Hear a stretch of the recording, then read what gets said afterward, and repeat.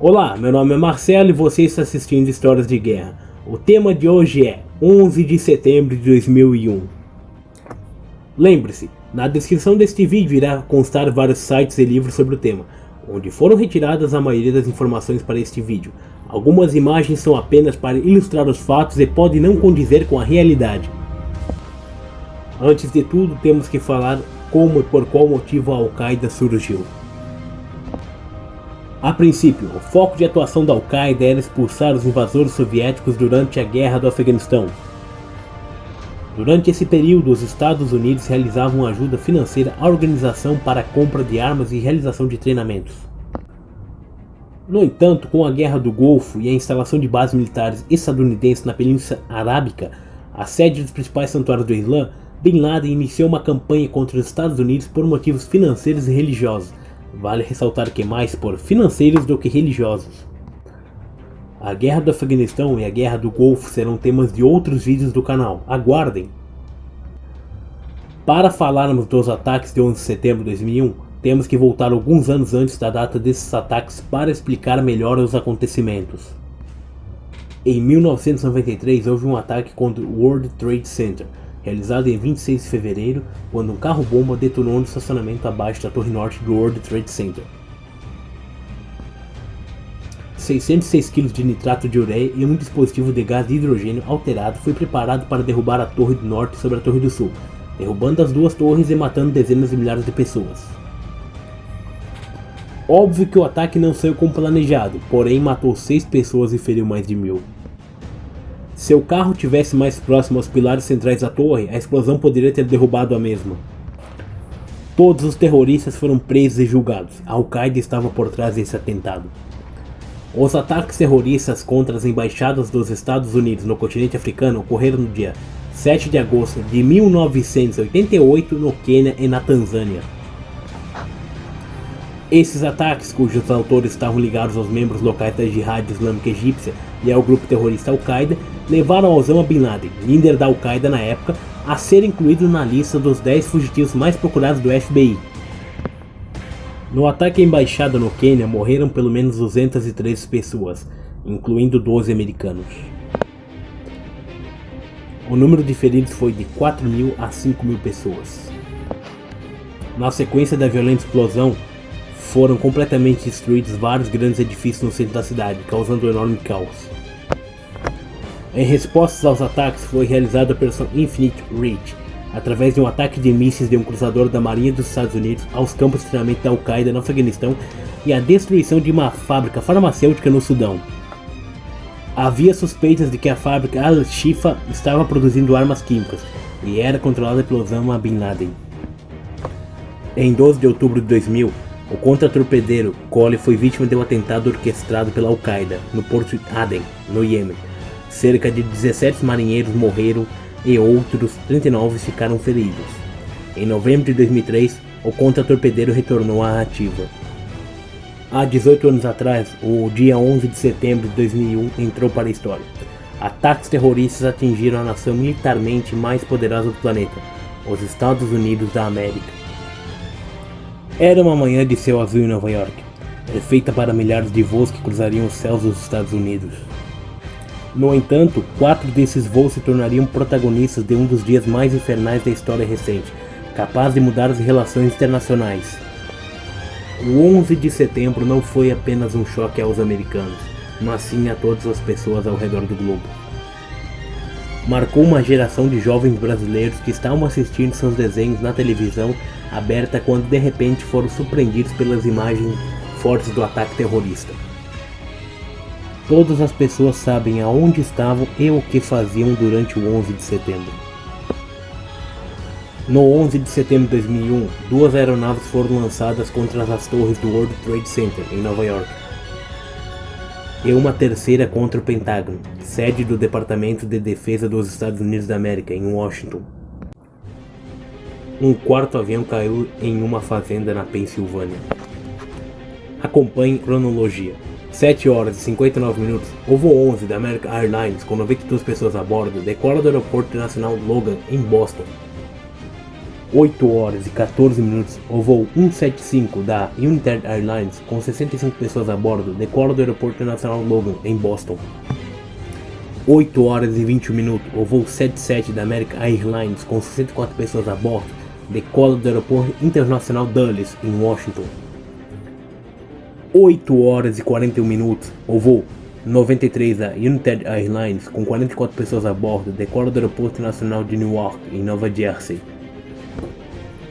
8 horas e 46 minutos, o voo 11 da American Airlines se choca contra a torre norte do World Trade Center.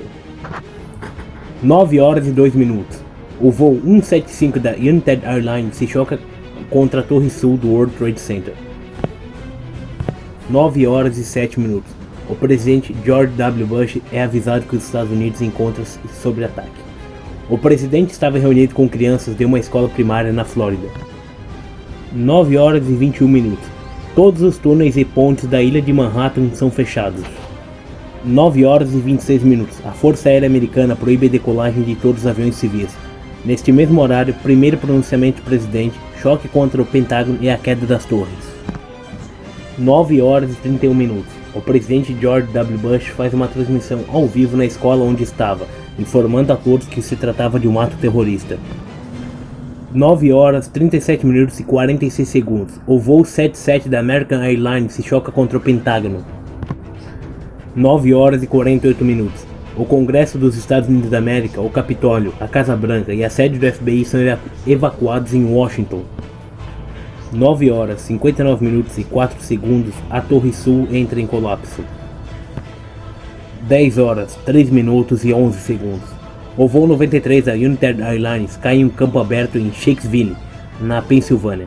Ainda hoje há dúvidas sobre os motivos da sua queda. A versão oficial é que passageiros tentaram conter os terroristas, mas acabaram derrubando o avião. 10 horas e 28 minutos, a Torre Norte entra em colapso. 11 horas e 4 minutos, o edifício da ONU e a ilha de Manhattan em Nova York são evacuados. 11 horas e 7 minutos, a NASA e a Disney são evacuados imediatamente na Flórida.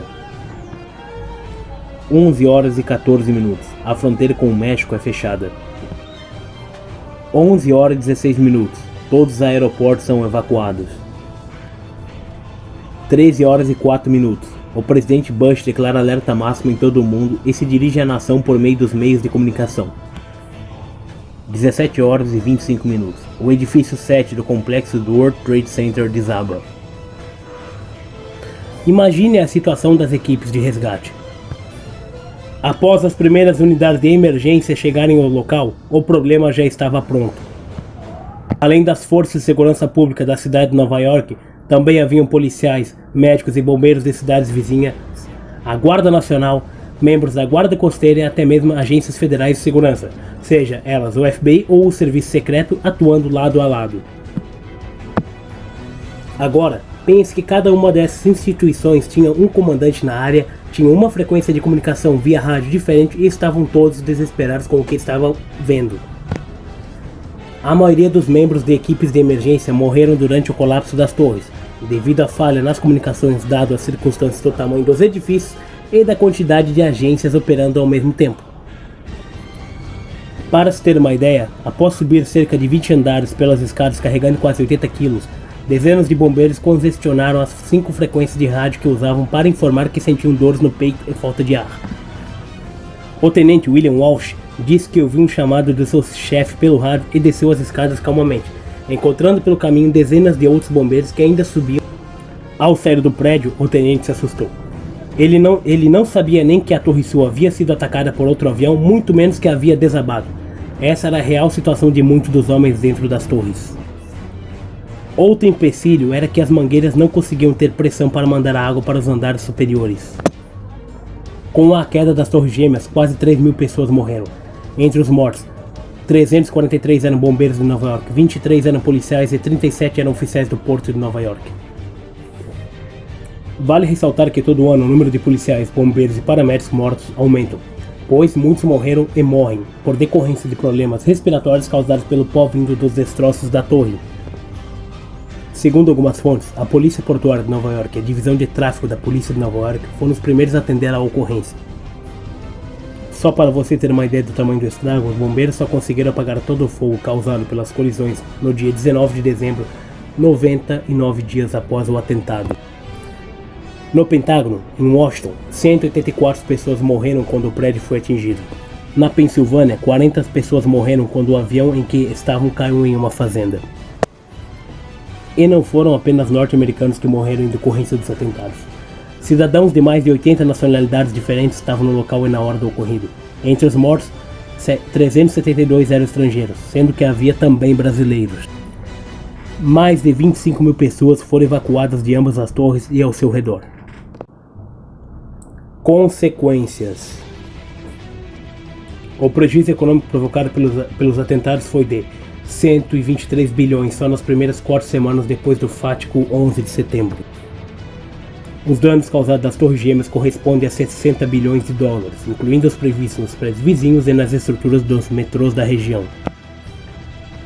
No dia 14 de setembro do mesmo ano, o governo norte-americano aprovou um pacote antiterrorismo emergencial que custou 40 bilhões de dólares. A limpeza da região só acabou no dia 30 de maio de 2002. Ao todo, 2 milhões de toneladas de destroços foram produzidos com a queda dos prédios. O custo total com a limpeza foi de 750 milhões. O governo de Bush atuou para endurecer as regras de segurança internas, como a aprovação do Ato Patriota, medida que prevê espionagem, escutas telefônicas e busca sem mandado judicial na casa de suspeitos, assim como o endurecimento das medidas de segurança em voos e aeroportos. De 2001 até 2011, o governo americano gastou quase 3 trilhões de dólares com a guerra ao terror, cujo objetivo previa a captura ou morte dos líderes da Al-Qaeda, principalmente Osama Bin Laden. A guerra ao terror será o tema do próximo vídeo. Bin Laden foi morto em 2 de maio de 2011 por tropas americanas em seu complexo no Paquistão. Curiosidades. Alguns jornais falaram que na época militares que foram enviados ao Oriente Médio para lutar contra grupos terroristas receberam destroços do 11 de setembro para nunca se esquecerem o porquê foram enviados à guerra. Um memorial foi planejado logo após os ataques e da destruição do World Trade Center para lembrar as vítimas e os envolvidos no resgate. Começou a ser construído em 2007 e ficou pronto em 2012, 11 anos após os ataques. Na cidade de Nova York também há um museu sobre o 11 de setembro. Neste mesmo museu há destroços das Torres Gêmeas e dos veículos de emergências destruídos e também da história das Torres Gêmeas. Onde o voo 93 caiu também é um pequeno memorial. Bom, se você gostou do vídeo, deixe seu like, comente e compartilhe, pois é sempre difícil reunir informações para criar um vídeo de qualidade e o mínimo possível de erros. Se esqueci de algo importante, peço desculpas a todos. Até o próximo vídeo. Aliás, antes que eu me esqueça, um ótimo Natal e um Feliz Ano Novo a todos vocês. Este vídeo estava sendo programado para ser lançado antes do Natal, porém por problemas técnicos e de saúde, acabou sendo lançado em uma data que eu não sei qual é o dia que será lançado. Um pouco confuso, mas é isso. Abraço!